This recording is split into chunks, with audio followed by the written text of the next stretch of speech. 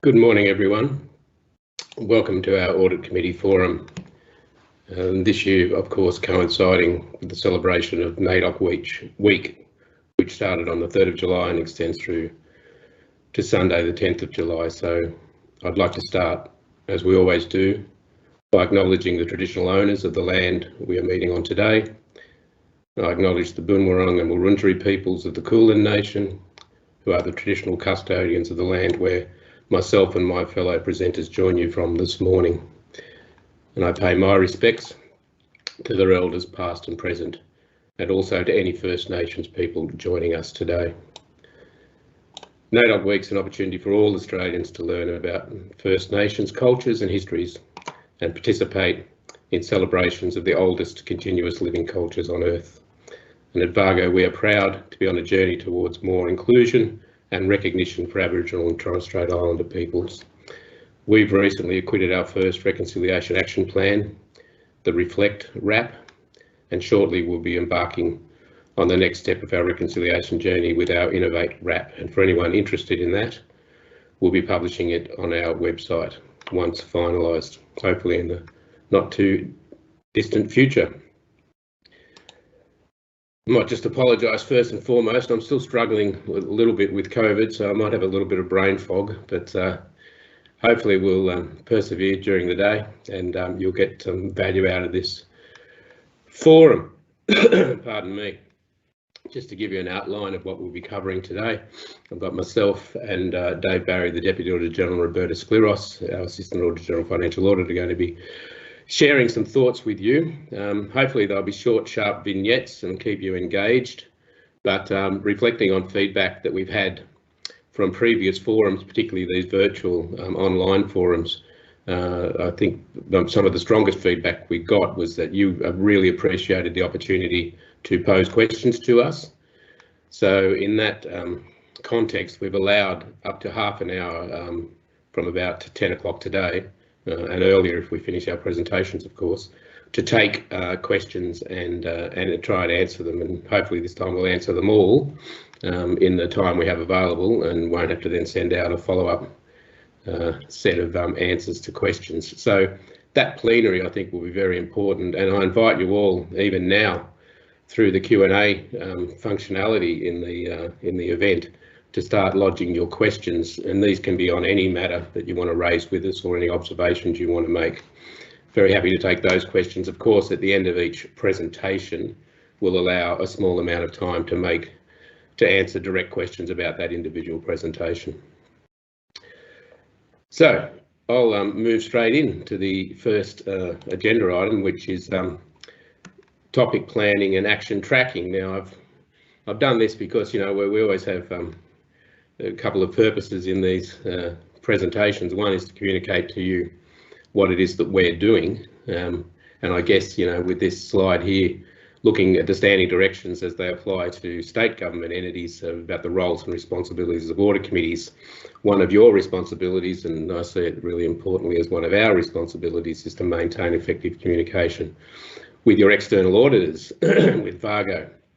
So of course this is a vehicle for us to be able to communicate and let you know what we're doing. But I also want to try and give you some information that I think you could find useful and potentially apply in your own settings as audit committee members and trying to discharge your obligations under the standing directions or in terms of local government under the obligations there of an audit committee. So I looked through the standing directions, and these were the kind of the key areas of your responsibilities that I thought I could touch on today in the context of the work that we do, topic planning and remedial action tracking. So as we get to topic planning, well, I also have to do topic planning. You have your internal audit programs, and some of them are annual and some of them are multi-year programs. I'm also required under the Audit Act, as you're probably all aware, to produce an annual plan. We've always taken the approach at VAGO that the annual plan should be more than just 12 months horizon. We wanted to forewarn agencies about what was coming over that horizon so that they could prepare for those topics. And of course, many times we see agencies respond to topics that we put in our annual plan by sometimes commissioning an internal audit so that the agencies well dressed before we come there and understand what their issues and actions that they require to remediate are.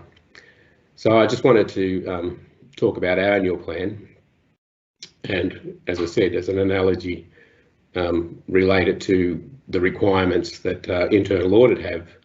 If we look at the International Internal Auditing Standards, it says basically the Chief Audit Executive is charged with responsibility to develop a risk-based plan and determine the priorities of internal audit activity consistent with organisational goals. So I thought if I made it a bit more transparent to you how we go about doing our planning, you could then benchmark yourself and your internal auditors against that and ask yourself, is there anything we can take from this that we can apply in our context? There's just a quick overview of the plan that was tabled in June. You're probably aware I need to table the plan before the beginning of every year. As I said, it's a 2-year time horizon, and there's a practical reason for that as well, because just to be clear, the topic year that we report on there in the plan is the year we intend to table the report, not the year we intend to start the audit. So, for example, you'll see some little, carrots here and some of these things and some asterisks. They're basically signalling that there's audits already underway, and we expect to table those in 22-23. Similarly, the ones on the right-hand side, 23-24, we expect to table then, but we'll probably have started some of those before we get into 23-24. So that's just some clarity there. But really what I wanted to talk to you about is not so much the annual plan, but the process we now go through to come up with those topics. And while we do one annual plan, we've really moved now into a much more continuous topic planning process. And again, this is something that you might want to consider in terms of internal audit, whether you do an annual planning process or whether or not your organisation is large enough to warrant more of a continuous planning process. So I wanted to make sure that we were getting value through the topics that we were putting in the annual plan, and we've implemented kind of 3 tiers, and as this diagram would indicate to you, we're trying to filter all the way down. So we start now, and this is a continuous process in the organisation. If we get a referral from an MP or from a member of the public, if my financial auditors are out there looking at something and they see a topic idea, they then generate that topic idea, and that goes through a filter where the strategic management group of this organisation considers the merit of that topic idea and whether or not it aligns with our strategic intent. And the idea there is we don't really want our staff going out chasing down rabbit holes if we don't think that that actually merits an audit. So we have this first filter of strategic selection of topics. Once we've admitted those topics into a long list, we then ask the teams to go out and do a little bit more work. Now, this is the shift in the process that I've been explaining to secretaries over the last 18 months. And then when I've engaged with them on this, they've understood the logic of it and they've really welcomed it. And the shift effectively is this. In the old planning process we would come up with topic ideas. We'd have a small amount of consultation to come up with kind of a scope paragraph. And then we'd put that in the annual plan, and then we'd go to start the audit and we'd start doing some really detailed planning and getting a lot of information behind that topic. What quite often happened, of course, is we'd get to the start the audit and then suddenly we'd get new information which would tell us that maybe that wasn't the right topic in the first place, or there needed to be a shift in the objective. So what I've asked my teams to do is to start that kind of early planning and what we sometimes call within my organisation, undertake a preliminary study, so a pre-study, to really flesh out the topic and understand what the key issues are within the topic so that we can design a more efficient audit process.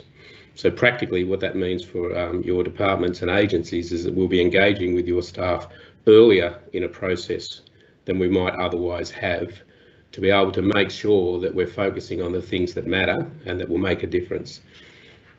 Once we've done that, we then go through and admit it into our plan, and then when the teams go out there and they're ready to actually start auditing, they've already done a fair bit of preliminary work and we're all pretty much on the same page, hopefully, between my auditors and the staff of your agencies about what it is we want to do, why we want to do it. here's just another way to represent this through the strategic phase, through value proposition to engagement strategy, and then finally engagement plan, and this reconciles it to what we're required to do under the Audit Act, under section 16 and to 18 of the Audit Act. We must consult on our performance audit specifications and communicate the terms of engagement under the assurance standards. We've kind of refined and updated our engagement strategy. So as audit committee members, if you see the engagement strategies coming through now, they are much more fulsome. They're more detailed than the old specifications, which were very short and sharp, but not as detailed as the engagement plan itself.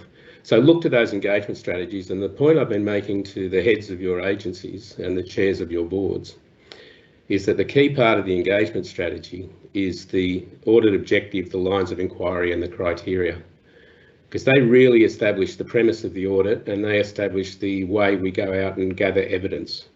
And if you're doing an internal audit, I would commend to you also having that robust conversation with your internal auditors about particular topics, about what their lines of inquiry are and what their evaluation criteria are. So I kind of say to secretaries and agency heads, look at that first and foremost, because that's really defining the audit, and if you don't agree with it, then we need to have a real strong conversation about why and why not.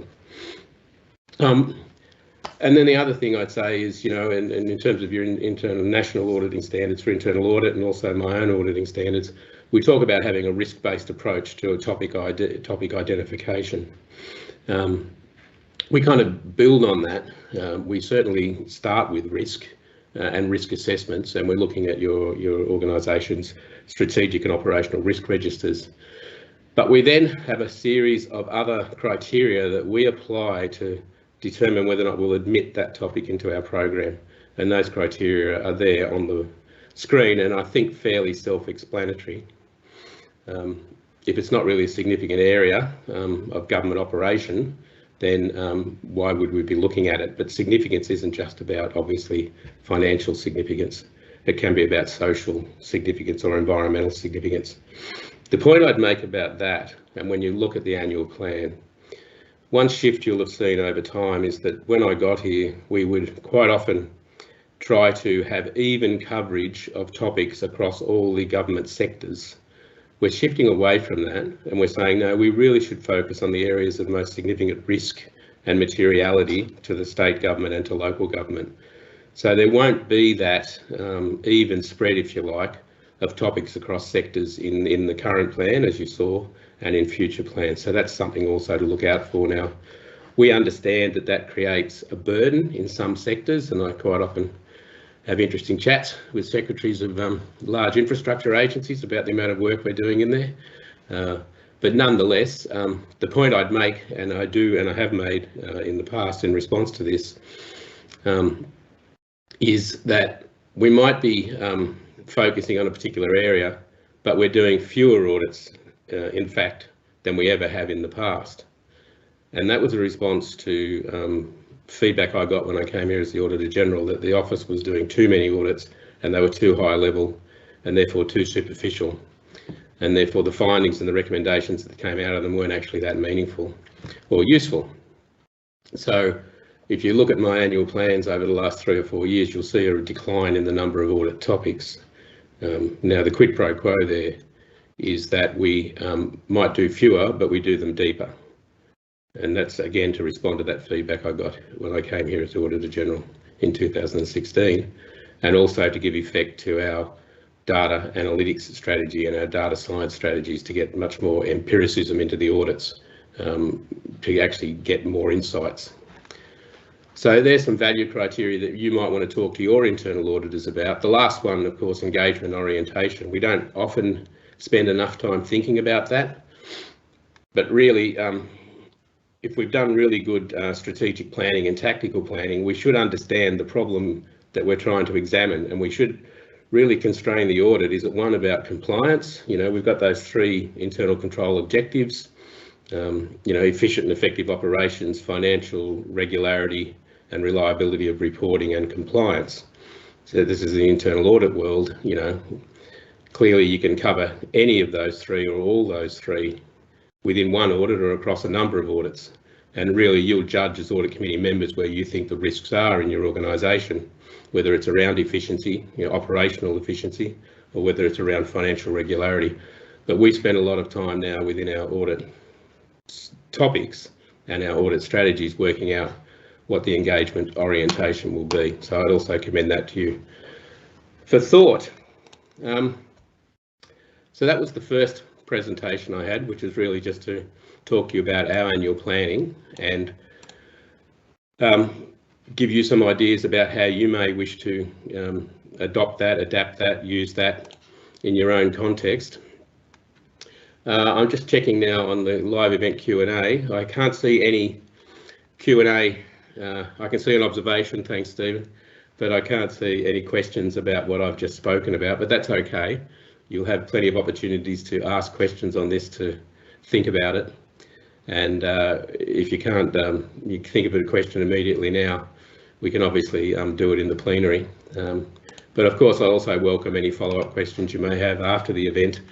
And I'm sure if you pose them to my staff that attend your audit committees, they'd be able to respond to you. Just as a side note, we'll make sure that this presentation is being recorded and you'll be able to re-access this at a later date, and we'll be sending you the link. Right, well, on that basis, I'll move to my next part of my presentation just quickly, and it's another pitch for the Audit Office, but again, I'm trying to make it relevant to you. And we'll talk about remedial action tracking, again in the context of a report that I've just tabled, which is now our annual review of progress of implementation of our performance engagement recommendations. We used to say performance audit recommendations, and I'll explain to you in a moment why we've changed the term to performance engagement recommendations. So this will now be a feature of the landscape. Every year we'll be doing an update on your agency's progress towards implementing our recommendations, and of course you have the same role as an audit committee member, going back to those responsibilities that I spoke about under the standing directions, to be oversighting certainly the remedial actions that have been agreed to by management from internal audit reports, and I would hope that you're also oversighting the remedial actions that have been agreed to in the context of external audit reports. And you may in fact have a broader remit where you are oversighting any recommendations made that go to improving internal control regardless of the source. And we certainly do that within my own organisation. We have a recommendation tracking register which would track any recommendations that come out of audit committees themselves, out of internal audit, out of external audit, out of other external reviews, consultancies and so on. So I'll draw that to your attention. That report's been tabled and there's a dashboard with it. I just said I'd divert slightly and talk about why we use the term performance engagement now. Again, just to confirm that a couple of years ago, the Audit Act was changed and we had the powers now to undertake assurance reviews rather than audits, or not rather than, but in addition to undertaking audits. Now, some of you are familiar with the concept of a review. We would talk about it as a limited assurance engagement rather than a reasonable assurance engagement. So within my annual plan, you'll now see that where we can anticipate limited assurance reviews, we will put them in our annual plan. We kind of look at these limited assurance reviews first and foremost from referrals we get, and we use them as an opportunity to go in and maybe do some early work to determine whether or not there's any merit in a particular referral. But we also have a planned program of limited assurance reviews. And in this context, the program, part of the program is this review of agency recommendations. Why is it a limited assurance review? Because we're basically relying on the attestation and the representations made to us by your agency heads as to their progress. We don't go in behind that and try and ground truth what we're being told. We're simply representing what we've been told by the agencies in this report, hence it's a limited assurance review. So I think that I commend it to you. It gives you some benchmark data, I guess. It gives you an opportunity to see your own organisation's performance compared to other like organisations. Here's a bit of a snapshot as kind of the overall. This looks over a 4-year period of recommendations we made over the last 4 years. Good to see that most of them are accepted. Not so good to see that only 2/3 of them have been completed over the last 4 years. And of course, there's a little sting in the tail because there's a couple of years before that, before I got here, that there's still a few residual recommendations hanging over. 11 months median time to complete doesn't look too bad as a metric. But again, you can look at your own organisation. Here's an example of a chart where we've analysed departmental performance. And the reason we focused on departmental performance is because most of our audit recommendations are actually addressed to departments. They get most of our audit coverage. And this slide's intended to show that we're getting improvement in progress in terms of median time to implement recommendations, but that's what you would expect. You would expect that the most recent reports that were tabled in 21-22, any recommendations have been implemented just as a matter of logic, would have been implemented quicker than reports tabled in 18-19.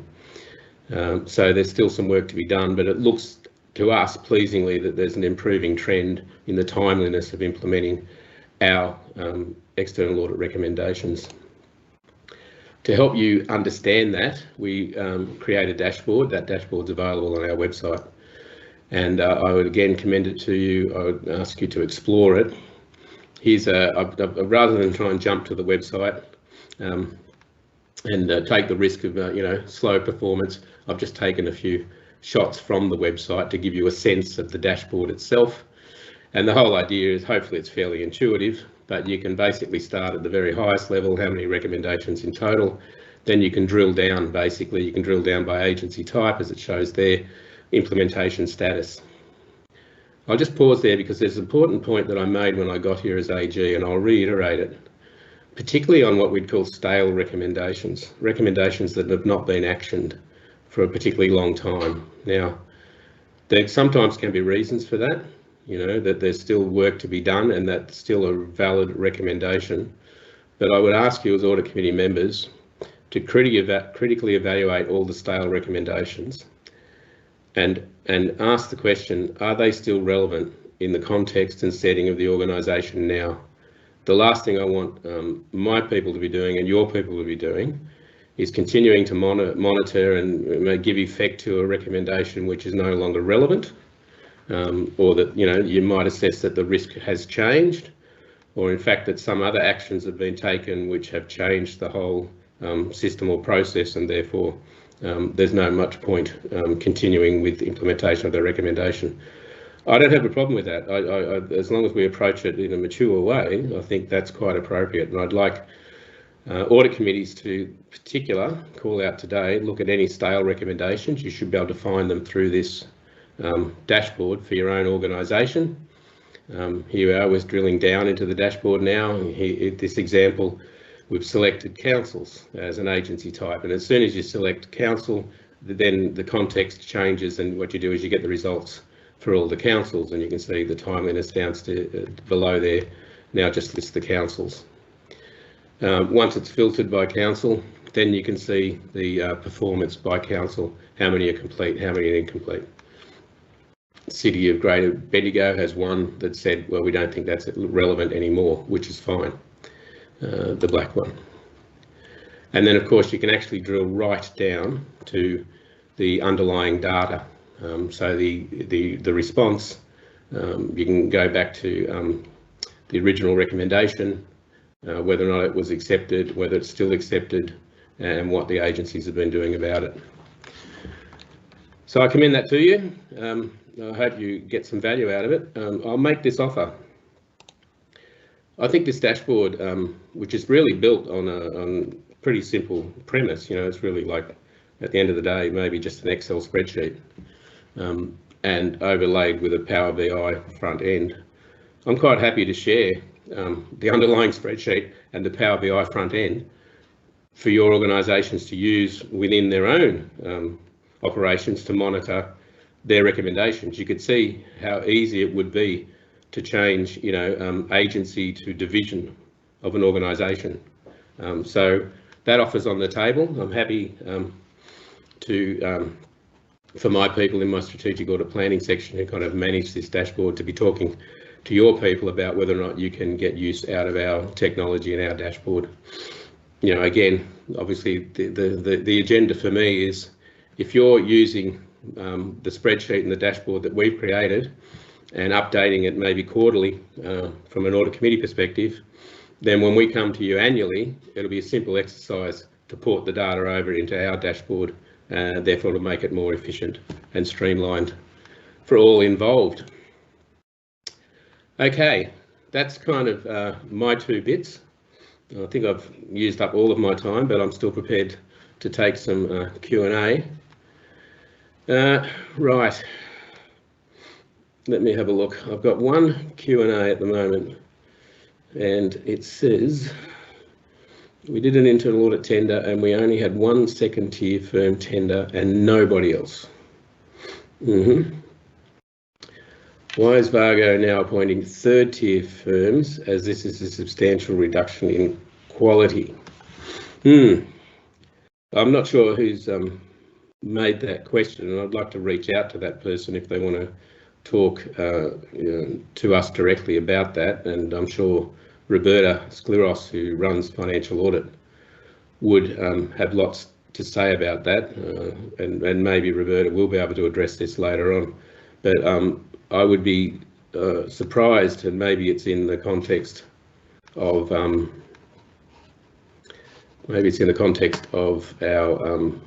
our views about what 3rd tier and 2nd tiers are, and your views. That hang on, I'm just getting. I've just been told that we're having a bit of trouble with our contents tray, so hopefully you can still see me and hear me. Sorry about that, just a little bit distracted by a bit of side commentary. Look, we've taken a new approach to selection, and I assume this question's about audit service providers. We've taken a approach over the last 18 months to rationalise our pool of audit service providers, and in fact, I would argue that we now no longer appoint 3rd tier firms. We really are focusing on 1st and 2nd tier firms. Any firm that is admitted to our audit service provider panel goes through a very rigorous scrutiny in terms of their capacity to deliver external audit services for us, and in fact we extended the evaluation criteria fairly significantly when we set up the new ASP panel arrangements. So I don't know if I can, without understanding the specifics, all I can do is encourage the person who's asked that question to reach out directly to Roberta and talk about that experience. Okay. Right. Okay, I can see the person who's raised that, so we'll reach out to you and have a more detailed chat about that and understand your experience in terms of being able to access internal audit resources. Right, I think I'll leave it there, and I'm now going to hand over to Dave Barry, and Dave's going to take you through one of his favourite subjects, which is the cloud computing and innovation, which is something that we really promote within our organisation. Thanks, Dave. Thanks, Andrew, and good morning and welcome to all Audit Committee members around the table. As Andrew said, my name is Dave Barry. I'm the Deputy Auditor-General, and today I'm going to talk you through how we're transforming our business. Well, firstly, how we're transforming your audit product, both the financial audit and performance audit product, but also how we're transforming our business internally. I intend to go through this pretty quickly. It's really just some context setting before I delve a little deeper into a topic that I know is at the heart of so many Audit Committee members and has gained a lot of interest when I've spoken about it over the years, and that is, of course, cybersecurity. And really what I'm hoping to do today when we get to that point is to leave you with some very practical approaches in terms of how you can execute on a cybersecurity journey and how you can achieve a really high cybersecurity posture with a really low effort. So hopefully that will be of interest. Delving right into things, financial audit. Really, this whole space is primed for disruption, and we think that, I'm going to say something that I'm not saying lightly, we think that we really lead the world in this regard in terms of creating a more efficient and more effective audit. Of course, we're only partially on our journey, and the reason we can lead the world in this regard is because we retain our customers for so long. So unlike a private sector firm who's obviously got hurdle rates of 5 years and whatever else to be able to generate revenue, we have customers for very long periods of time. So by way of example, how are we delivering a more efficient audit? Well, As many of you will know, at planning, we request information from you, you extract it, you upload it, we download it, we manipulate it, we reconcile it, we map it, and then we produce analytics that ultimately enable our auditors to start their job. Of course, we don't just do that at planning, we do it at interim, and for many, many clients, we have 2 interim visits, and we do it again at final. So I hopefully what I'm creating here is an image that financial audit can be quite a labour-intensive process, and really all the value adding comes at the end. Of course, we don't just do these laborious tasks for one cycle. We do it for expenditure, payroll, revenue, and assets. And of course, we don't do all these manual tasks just for one client. We do it for one client after the next, over 550 clients in total. That's the old way. The new way for us is to automate that through a product that we call Empower. It's an in-house developed product. We've got quite a large software development team, and by virtue of our IT strategy, we are able to deliver what I believe are world-leading products in this regard. And really what we're doing here is we're connecting that kind of interface that previously was full of friction between the accounting and audit worlds and having a single financial continuum. And I won't have time today to go into the detail of what Empower is, but quite simply, Empower is a product that regardless of client, regardless of the system that you use, we use what we call the capture and transformation engine to map all of your data into a single system. Now, we started off with material entities and we continue to expand year on year into more and more clients around the Empower product. So the end result there is we have created a single general ledger, single payroll ledger. And of course, what that then enables us to do is no matter what the stage of the audit, be it planning or implementation, our auditors are provided with dashboards on tap, and we eliminate all of that highly laborious and non-value adding work that I talked to you about a few moments ago. Of course, in the performance audit space, it's similar. We use dashboards for planning, but we also use dashboards at the conduct stage. Now, in performance audit, we tend to focus a lot more on data science than just raw data analysis. And an example from a few years ago is this is the analysis of an enrollment process, I believe it takes. And again, this enables us to really focus our efforts and understand the bottlenecks, and obviously far more sophisticated than using Excel spreadsheets and the likes. And as Andrew said, most performance audits result in a dashboard that you can interrogate yourselves, and we have all of those dashboards gathered on our website in one location under reports and resources. Click on dashboards and you'll see tens of dashboards there that I think will add a lot of value to you, and you'll be able to interrogate in your own time. In terms of internal transformation, we spend a lot, particularly in the COVID world and post-COVID world, focusing on asynchronous work and providing the best platforms that we can to our staff so they have the best user experience possible. And here you'll see some feedback from during the COVID crisis from our workforce, quite incredible feedback. One of the things we're able to do is respond really, really quickly and equip everyone in the organization, and you'll see some of the statistics on your screen in front of you. We currently equip everyone with a full home-based setup that's exactly the same as they would encounter in the office. That's down to them being able to select their desk size and materials. Everyone's got dual monitors, laptop risers, chairs, chair mats, exactly the same setup as in the office. And that's really paid dividends in terms of our workforce being able to continue to work, but also in terms of us transforming to new ways of working. And I think Roberta will talk a little bit about this later on, the new ways of working that we have, but we essentially have a live and work anywhere policy. And we find that that's working really well in the current jobs market and is consistent with, I guess, new organization models. But I'll delve into the core element today that I wanted to talk about, which is something known as the fourth industrial revolution. Now, I used to talk about the migration to cloud computing platforms for quite some time. And really, this image, I think, is, if there was one thing that I wanted you to take away from today's presentation, it's a deep understanding of this image.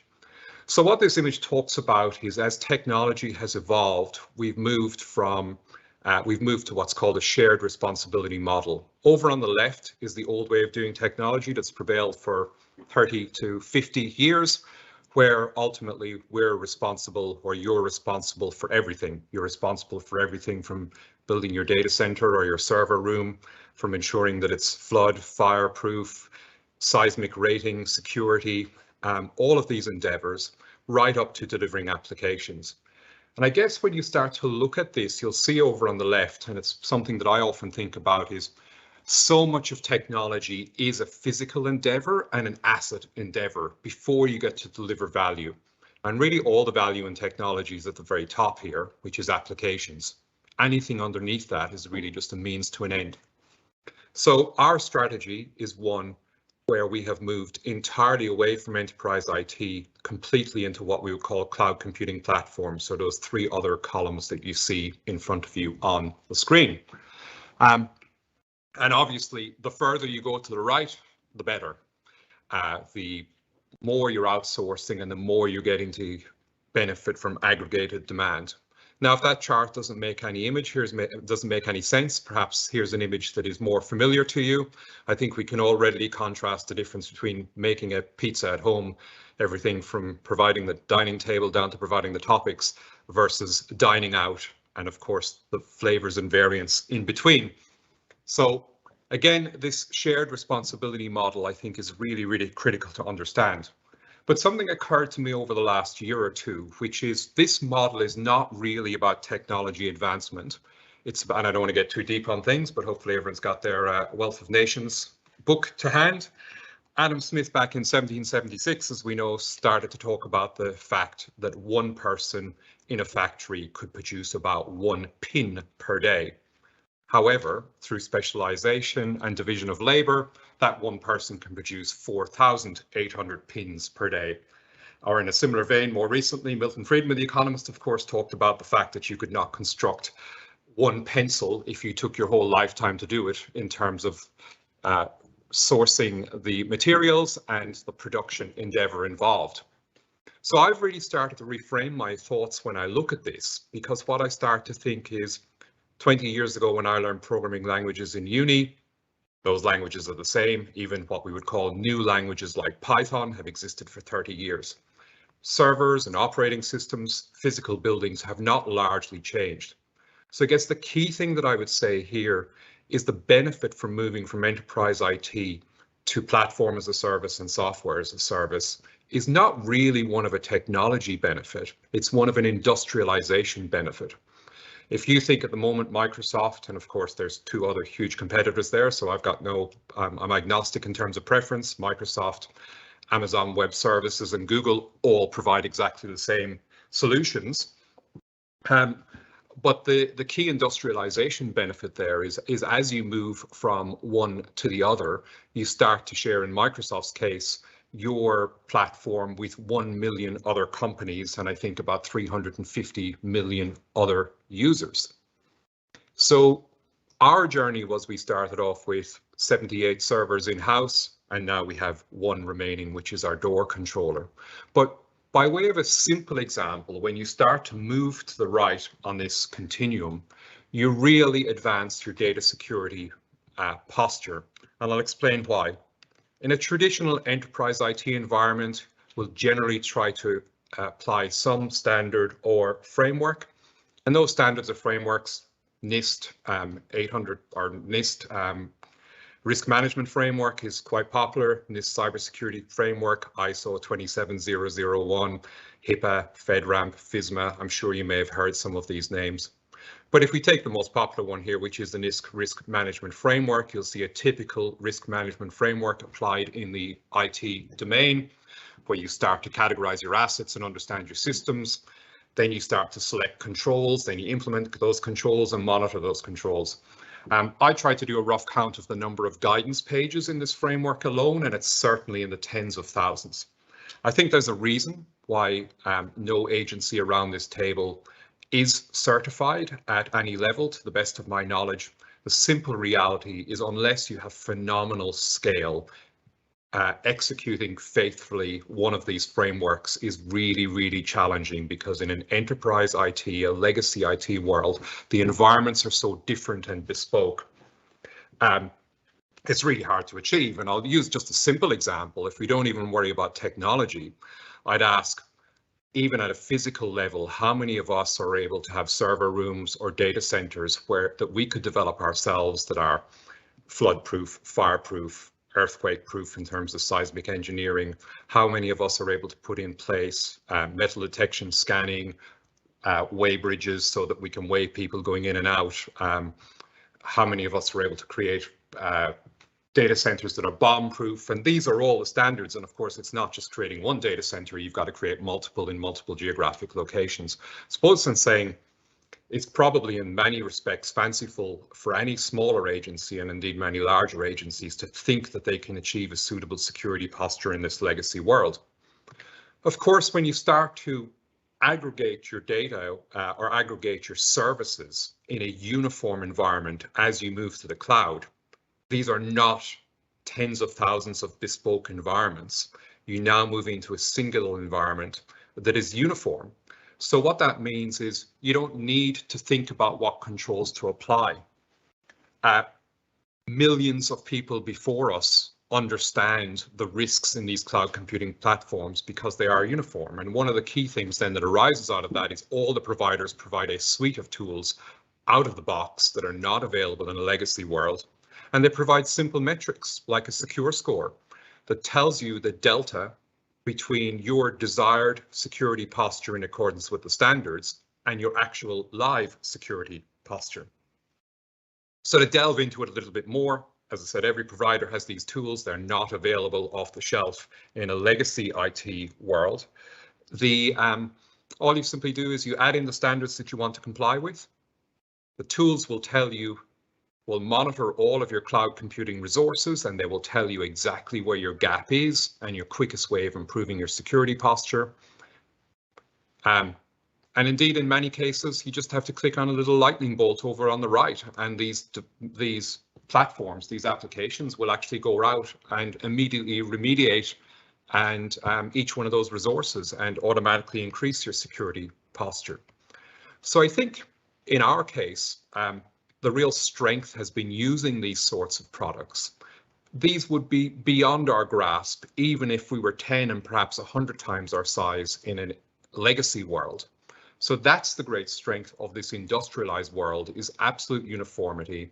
It's hundreds of millions of people working together to understand the risks. And of course, coming with that, there's a thing called threat intelligence. And obviously, if you're getting signals from 345 million users per day into your data protection world or your cybersecurity world through using these cloud platforms, that's far more beneficial than getting signals from 200 people in the case of our organization. And of course, I've just talked about the benefits of this industrialization of technology from a security viewpoint. The same logic and arguments apply across other dimensions of security, and of course, across the other key pillars of technology being cost optimization, operational excellence, reliability, and performance efficiency.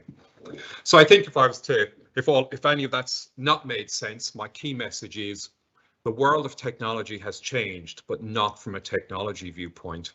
It's changed from a commoditization and industrialization viewpoint, where it is within our grasp now to be able to outsource every single element of our technology stack. And that enables us to do what we do as an organization, which is to focus our endeavors on empowering our staff with applications. And we have staff working on machine learning applications, on our Empower products, and of course, for all our day-to-day work. And really, by freeing up that endeavor, the amount of additional resources that you can redeploy, my estimation is about 90% of IT resources go into just asset maintenance, and it's only about 10% in the application realm. We've managed to flip that on its head. So hopefully today I've given you some brief insights into how we're transforming financial audit through our Empower product and are leading the world in that regard, how we heavily apply data science in our performance audit world, how we craft the best internal environment we can and get phenomenal feedback from our workforce in terms of always equipping people with the best tools possible as knowledge workers. And then most importantly, hopefully you've got an understanding about the pathway from enterprise IT to modern cloud computing platforms. And my one piece of advice there would be the faster you get to that new world, the better your life is going to be on a whole range of fronts, data security, but of course also operational effectiveness. As always, happy to take any questions. Thanks for listening to me today. Thanks, Dave. moderating questions at the moment. It's Andrew again. Looks like we haven't got any questions. Oh, hang on, one new one's just come in. Let me just check it out. I was going to say it looks like we don't have any questions for you, but someone's come through. Excellent. Do you have concerns about the increasing costs of cloud computing? Their very large organisation was moving to Google Cloud, but recent changes to pricing have prompted the IT department to recommend we do not move all our content to Google Cloud. Do you have any views on that? Yeah, I do. So my view is anyone that thinks that a cloud computing platform is, I'm sorry for being quite candid as well in my answer. So anyone that thinks that it's more expensive, I would hazard a guess it is more down to erroneous calculations than a true reality. The secondary element, regardless, is that enterprise IT won't exist into the future. So the migration is necessary. This is the future cost base. But my common thing that I would experience from IT departments historically is people would say things like it is cheaper to run our Exchange server in-house. But where the erroneous maths come into play is most organizations don't have a standard cost model, so they don't understand the true cost of their staff. And then secondly, they'll write off a whole heap of the elements in the stack that I described there as things that don't consume resources. So at one point in time, someone was trying to convince me that it was about twice as expensive to be in the cloud for a simple Exchange server. This is going back a number of years ago. And when we actually true costed it, it was about twice as expensive to be in an enterprise environment. So I'd love to work through those sums with anyone, but the reason that every single large company in Australia and worldwide moves to cloud is there's immense cost dividends that might not be readily apparent through perhaps a lack of maturity in costing models and cost understanding associated with running services in-house. Thanks, Dave. And there's one other question before we then pass over to Roberta. And I know a few more questions have come in relation to my preso, and we'll deal with those when we get into the plenary. But just one more question in relation to your presentation before we get to Roberta. Do you have a view on where, now this is an interesting question because I don't think it's philosophical, where cloud and infrastructure should be based? I assume they're asking something about geography. And I should say I'm using here as a chief operating officer. I'm not offering, audit advice, and everyone needs to consider their own unique circumstances with that caveat in place. But I think what people here are talking about is data sovereignty. And a bit like EBITDA, earnings before income tax depreciation and amortization in the financial world, I would be skeptical of anyone that jumps to data sovereignty as a core issue. I happened to be looking at the Commonwealth Cloud Security Strategy the other day, and they actually talk about data sovereignty as a myth that they call out within that strategy to kind of bust. So whether, in my sense, whether our data, and all our data is located in Australia, I'll have to say, but in truth, whether it was located in Australia or Ireland has got a big data center, or a big one in Virginia in the US, it would cause me little concern. People often talk about things like the Patriot Act, but of course the Patriot Act sunsetted a number of years ago and didn't apply. But even when it did apply, Australia had entered into a multilateral agreement with the US to enforce that act in Australia.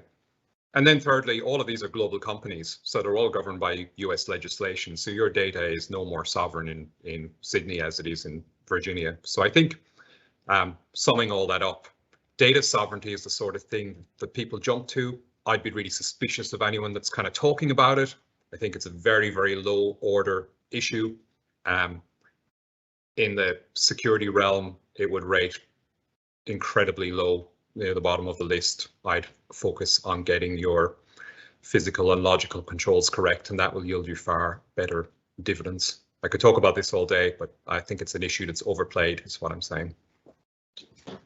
Excellent. Okay, look, Dave, look, in the interest of time, there's a couple more questions, but I think we'll come back to those in the general plenary as well, as I'll address some that have been directed towards me. So I think now we'll hand over to Roberta, who will then take you through our new ways of working. Over to you, Roberta. Thanks, Andrew. It's wonderful to be with you all this morning. As Andrew mentioned, I'm Assistant Auditor-General heading up the Financial Audit Division, and I've had the privilege of talking at this event for the last 3 years. I'd like to just spend a minute on the Financial Audit Program up front, as I feel it's important to understand this in the context of the topics I cover today. Annually, I'm responsible for the delivery of the Financial Audit Program, which includes the audits of over 560 entities across all tiers of government, including the consolidated state accounts, performance statement audits across local government, water and TAFE sectors, the limited assurance review of the state budget, other assurance activities, and also our suite of parliamentary products. And to deliver this program, I have the help of approximately 70 FTE internally. We also have 8 service provider firms who work for us, dispersed across multiple locations in Victoria, which comprises of about 150 impanelled engagement leaders, team leaders and subject matter experts, and then their workforce underneath, and also a surge workforce that we use during our peak periods. So with that notion of our financial audit workforce, we know that they have a critical relationship with you all as members of audit committees for the agencies we audit. At last year's forum, I spoke to a lot of you all about the importance of a strong working relationship between audit committees and external audit, and Andrew's touched on that again earlier today. So it's within the context of this relationship that we wanted to spend some time with you today walking you through our new way of working at VAGO, which is what we call our better normal. Initially, like all workplaces, we moved to remote working because we had no choice. It was out of necessity and we needed to ensure the safety of our staff. But through the experience over the pandemic, remote working presented certain opportunities that now, as we transition out, we want to retain to improve the way we work, the experience we're providing our employees, and also how we're delivering our services to you and the agencies you govern. So today I'll talk a little bit about our approach, why we transitioned to this, and also how we'll engage with you. And at the end of the presentation, I did just want to briefly touch on the 2022 cycle that we're facing over the next couple of months. Hybrid working. There are many modes of work models that are used by organisations that span from fully remote to experiencing all staff working in the office at all times, to then the in-between, these hybrid models.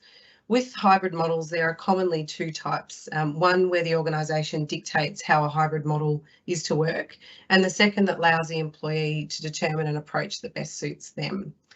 We've adopted at VAGO a model of providing greater flexibility to our workforce and giving employees the choice of how they plan to work. To be really clear, our model's not simply remote auditing and working, and this is a bit of a misconception we understand is held by some about our office. Rather, it's a model that matches work modes with situations and needs, which I'll go through on the next slide. Dave, who you've just heard from, undertook significant research and analysis in developing our hybrid model, and of greatest influence to the development was some research and work done by Gartner, a global research and advisory firm in the US. Gartner's hybrid model, which I've adapted on this slide, is known as our 4 modes of collaboration. It's all about balancing high value engagement with opportunities for deep focus in deciding when and how to work under a hybrid model. When people think of hybrid work, often they default directly to location. So where's the employee going to work? At office, at home, or an alternative location? But Gartner's model also incorporates this notion of time spent, which requires staff to really consider whether they can achieve tasks working asynchronously, so alone, or synchronously, so together. The model incorporates 4 modes that we encourage our teams to leverage as they determine how best to work together and also with our clients. Synchronous work suits the following models. Working together. So this is where teams are co-located, contributing to meetings in a shared space for high impact and high value collaboration. And working together apart, which is where teams are distributed by participating in virtual meetings. These 2 modes are the likely engagement modes that you'll face in engaging with our audit teams. Asynchronous work suits the following 2 modes then, working alone together when teams are in shared spaces but they're not working on the same thing and there's less need to collaborate, and then working alone apart. So this is where teams are distributed and staff are undertaking really deep focus work, for example, trying to understand the service concession accounting standard. Our staff have the discretion to determine how they work across this model. However, when it comes to the together collaboration, often this may also be at the direction of their direct report, given the value associated with coming together, or because it may be driven by a client need. Our hybrid model is underpinned by the following principles known to our workforce as our better normal principles. The first 4 principles here are core to the success of our hybrid working, relating to flexibility, quality of in-person interaction, ensuring the safety and health of our staff wherever they work, and also security given the data we acquire. And the remaining 2 principles relate to compliance and continuous improvement that will help us as we navigate through transitioning this new model. We transitioned to the hybrid working model for various reasons, but I wanted to touch on 3 of the most critical ones listed on this slide.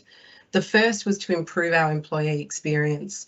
We believe that empowering our staff to determine what works best for them and taking into account client and audit circumstances, that this will enhance productivity, job satisfaction, and also provide an opportunity for a greater work-life balance.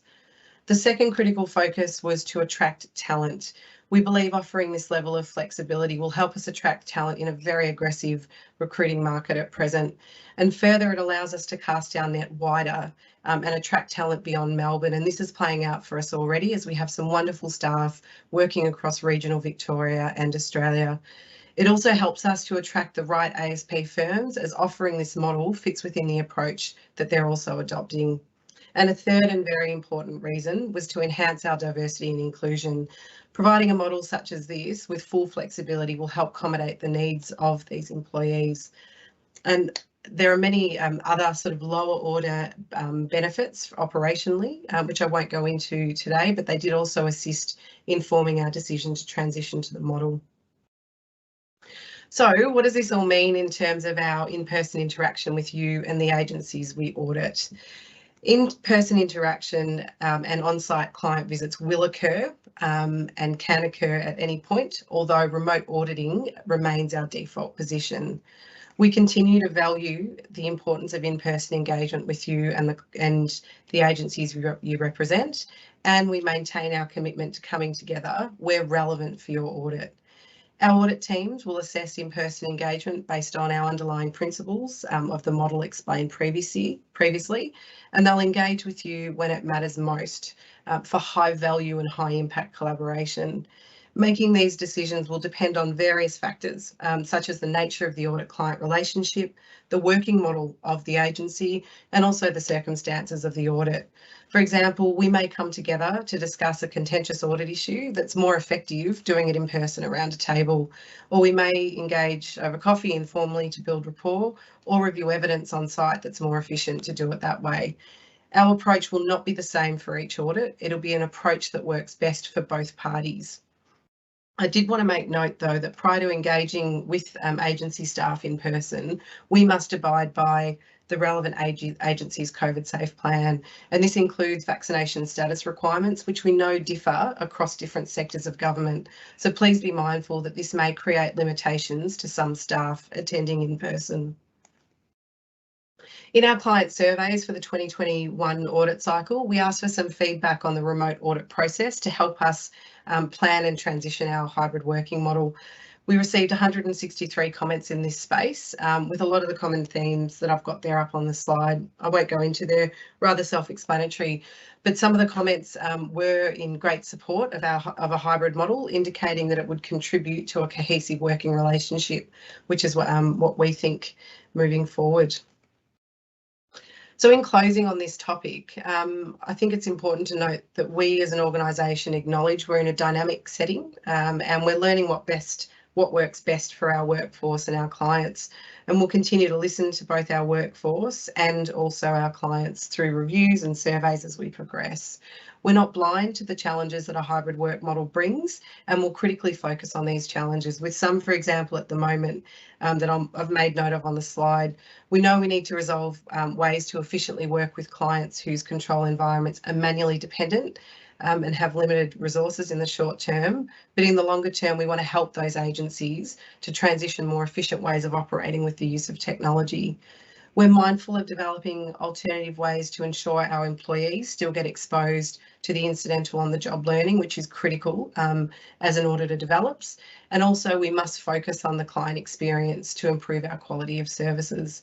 Working in this hybrid manner, though, also presents so many wonderful opportunities for us all to accelerate our digital transformation strategies, which Dave discussed some of VAGO's work in this space, and I think another great topic for a future forum. As your agencies progress in this space and transitioning out of the pandemic, we'd be really keen to understand your experiences and what you're doing, so please feel free to engage at any point. If you're interested in learning a little bit more about the Gartner model, I've popped a link up on the slide and it'll take you through some of the wonderful content. And there's also a short little YouTube clip that really explains the model if you're wanting to share it further. And in addition, we recently released an explanatory pamphlet on our approach for both financial audit and performance audit. If you haven't received a copy, I've got my details at the end of the conversation. Please just reach out with regard to that. All right, I did just want to touch on year end briefly, given we're all staring down the barrel of the process over the next few months. We are collectively, and by collectively I mean the clients and VAGO and our ASPs, facing challenges that place risk on the year end program for a third year now. Despite COVID's reduced impact, it's still around us and the flow-on effects continue to collectively disrupt our operations. We're seeing staff and clients continue to fall ill from COVID or other illnesses as the world opens up. And we're also seeing key critical staff take on job opportunities elsewhere, given the skill shortages and the aggressive recruitment strategies being adopted in the accounting industry. Workforce supplementation's challenged due to visa delays, and we've also got a fatigued client base and audit base after the last 2 challenging years. We know we'll be in a constant state of workforce planning, as will our clients, to ensure the welfare of our staff is first priority and that we align resources where we need them most. Like the last few years, I've asked my workforce and the ASP workforce to approach year end with a shared understanding of the challenges faced, to be flexible and also to keep the lines of communication open always. We do ask the same of all of you and the agency staff that we audit. We know we share a common goal here, and if we work together, we can achieve this as we've done in the last 2 audit cycles. In light of the challenges we face, our strategy to deliver our audits remains consistent with the last 2 audit cycles. We'll initially divert resources to ensure our primary focus audits are delivered first, to allow the state's AFR to meet its legislative transmission date in October ahead of the election in November. Our engagements then with less impact to the state finances will be our focus post this. Our ASP firms are focusing on a similar strategy, although their focus will be based on the client portfolio and nature of those audits that fall within that portfolio. So this means that some firms may be able to focus on secondary focus agencies earlier than our internal staff. I know our audit teams have been working closely with you to discuss the sequencing of the year-end audits and will continue to do so if challenges arise to delivery over year-end. That brings me to the end of my presentation today. Thank you for taking the time to have a listen.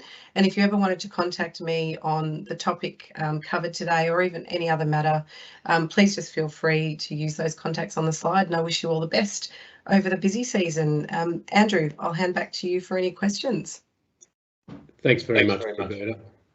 At the moment, I don't have any specific questions for you, so I suggest we go into the general plenary now, and what we'll do is I'll go back and look at the questions that have come in from my talk and try and answer those.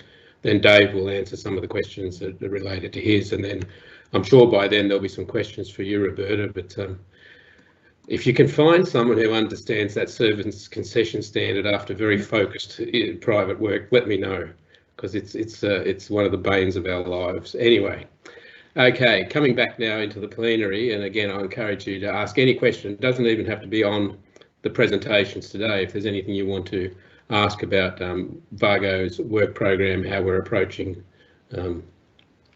anything really, feel free, it's open, and we encourage you obviously to ask the questions, not anonymously, but if you feel like you need to ask the question anonymously, that's fine at this stage. So if I go back, one of the questions when I was speaking about the annual plan, the question came in, well, how flexible is the annual plan, particularly to adapt to major shifts? you know, and of course, you know, we really had to adapt pretty dramatically to the COVID crisis, let's call it, at the time. The plan is flexible. It's not written in stone. It is just a plan, and there's a couple of points to make here. I've reduced the number of topics, as I said, but with the idea of doing deeper dives, I still have some contingency inside my organisation to introduce new topics. So it's flexible in that sense that we can actually admit new topics in that may arise. And of course, the ability to do limited assurance reviews, which in context of a topic generally are very narrowly scoped and relate to a particular issue or problem.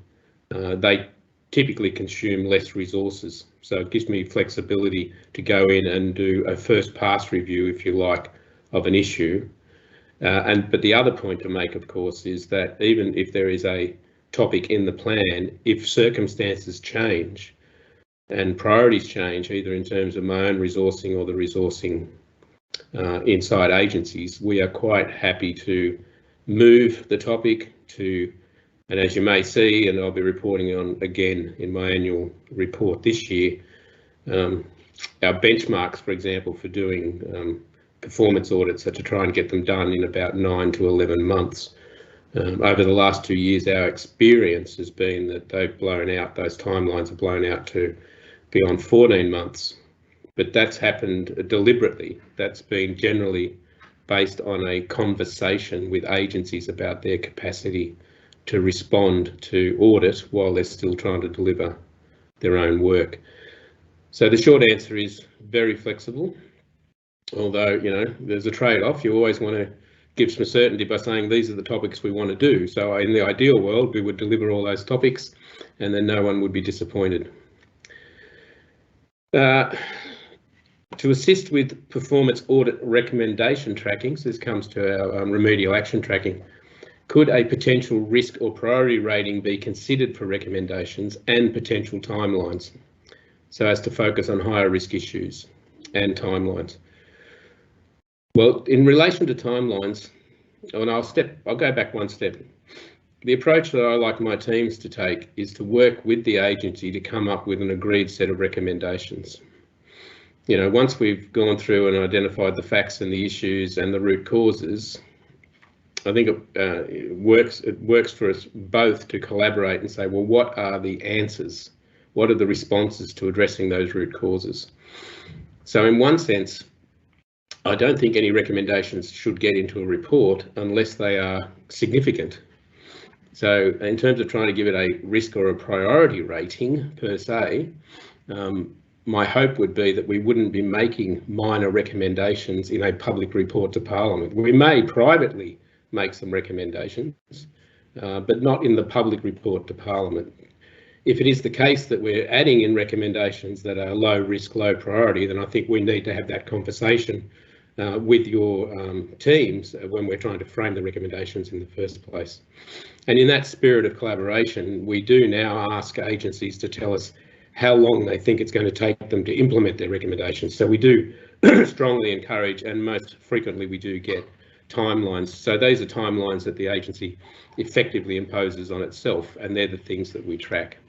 But look, we'll always looking at our methodology, and if I think we can get some value by flagging and differentiating risk or priority, then we'll certainly look at that. I've posted the details of Ryan Green, the Director of Strategic Audit Planning, who's responsible for the recommendations dashboard. So those of you who want to reach out to Ryan to get the spreadsheet behind the dashboard and even the Power BI application that goes with it, more than happy to share that with anybody and everybody who's interested in it. I think that's covered just about all the questions that I've got. Yep, okay, I think now I might hand over to Dave, because there was a few more questions came in about smaller agencies and how they adapt to cloud computing and what does outsourcing computing and security mean. So over to you, Dave. Yeah, great. Thanks, Andrew. So the first question here was, how do smaller agencies adopt these capabilities? And I guess one of my core messages from today is that what this new world does is it really equalizes the capability of small agencies versus large agencies. And it also forms foundations from which it's much easier to collaborate. So by way of example, when I started at VAGO, we had an establishment of 14 in our IT realm. We have 3 IT staff right now, and about 1.5 of them are solely focused on security. So that really gives you a sense of, when you move to this new world, how much of your day-to-day routine tasks just fade away, they melt away. Now, of course, we have very much a knowledge-based workforce, so we have literally tens of what we would call citizen developers that are involved in developing applications and solutions.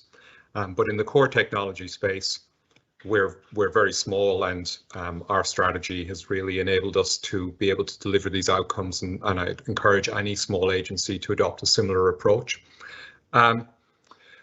Tied in with that then, I guess, is just revisiting that question on the cost disparity, and whoever's asked that question, I'm more than happy to review your financial model around the costing. Because one of the key things that gets missed is all of the sort of iceberg under the water costs associated with technology.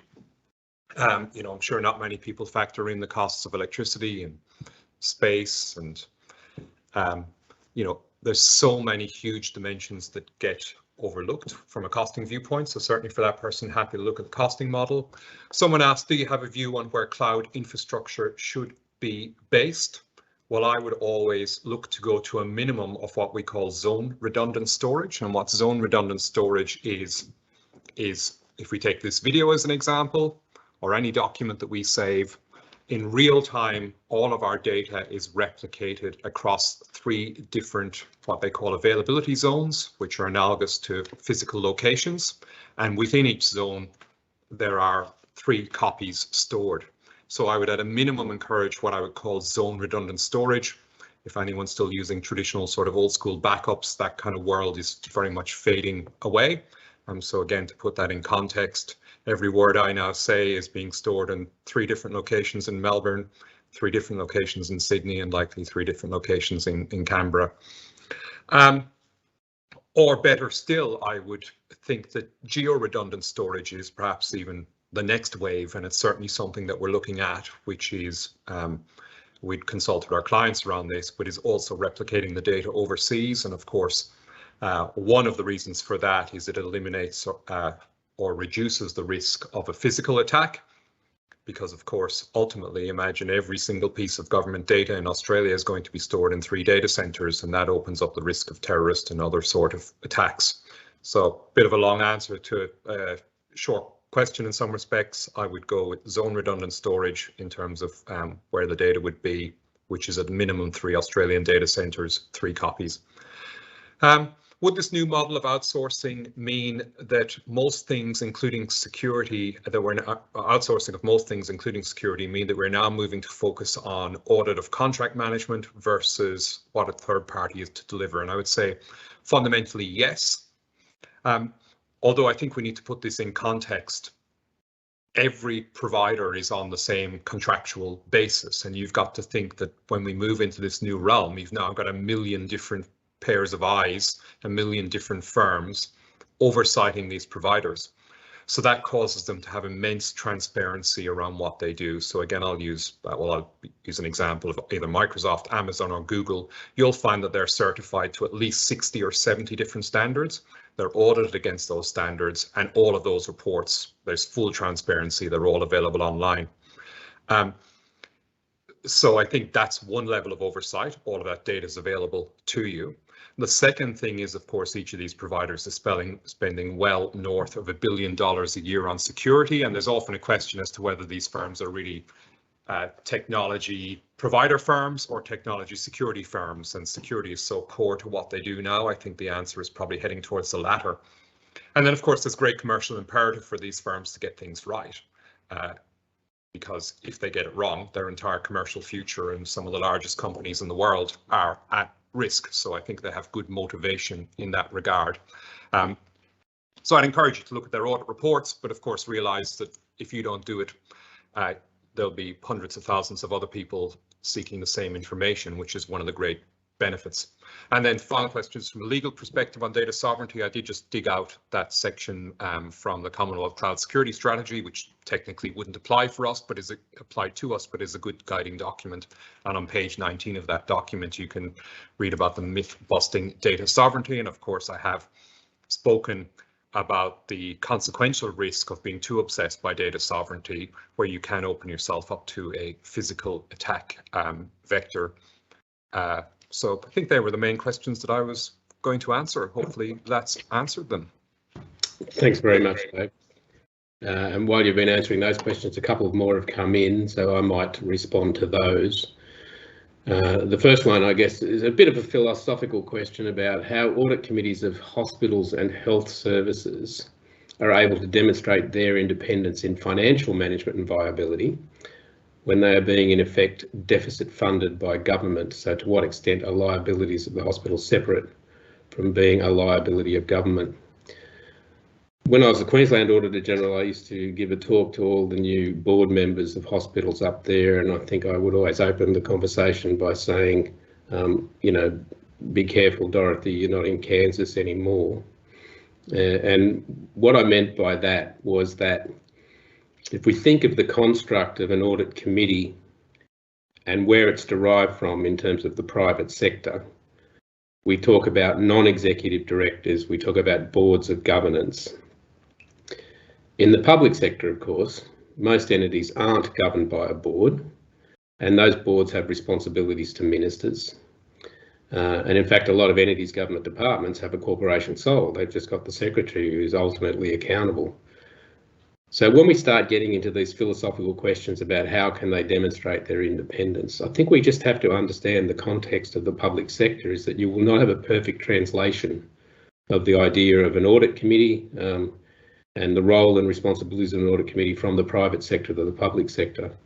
We need to recognise that, but you know, a lot about independence, of course, is about independence of thought and what you bring to it, regardless of. I mean, with the health and health services and hospitals in particular, I mean, I'm minded that the funding model itself doesn't include capital, and so therefore you're kind of beholden to the government to get your capital funds.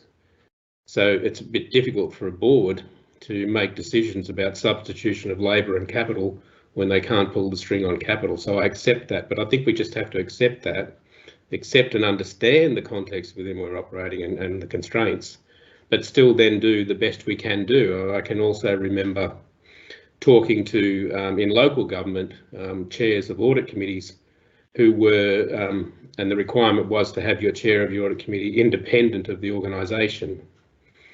And this again was the idea of having the equivalent or the analogue of a non-executive director from a board as the chair of the audit committee. And one of the questions I posed to that person was, yeah, but you're not an employee and you're not a part of the board and you're not a part of the governance of the organisation in a legal sense. So where's your skin in the game?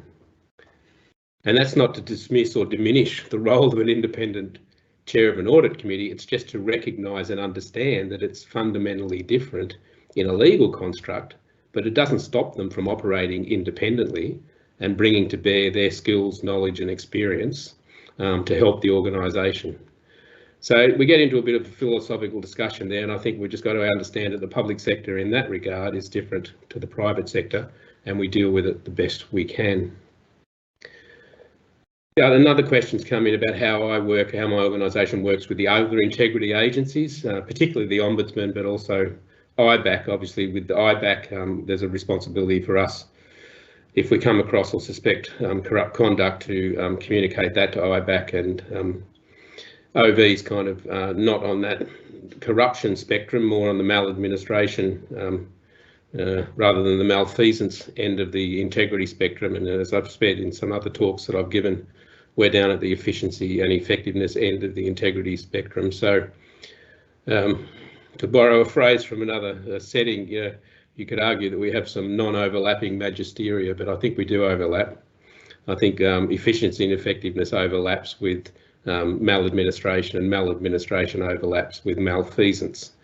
And so we are all mindful of that as the three organisations. I meet with the heads of those organisations, and operationally my directors also engaged with them.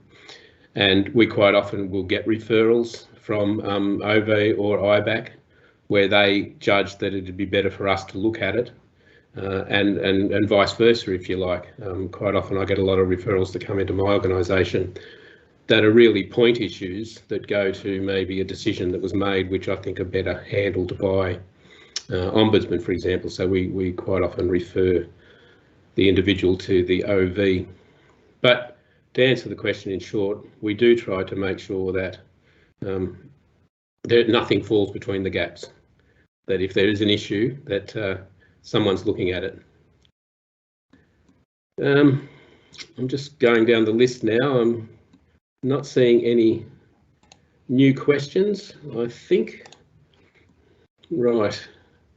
No, I think at the moment we've exhausted all the questions, which is probably now a natural point to end the forum. So thank you all for attending today. I am looking forward in the future to doing something face-to-face again, together, because I always got a lot of value out of the fact that we could come together and talk directly, but also to facilitate conversations between audit committee members across the state and local government sector. But I suspect from now on, as the new ways of the world, that any future events will be hybrid.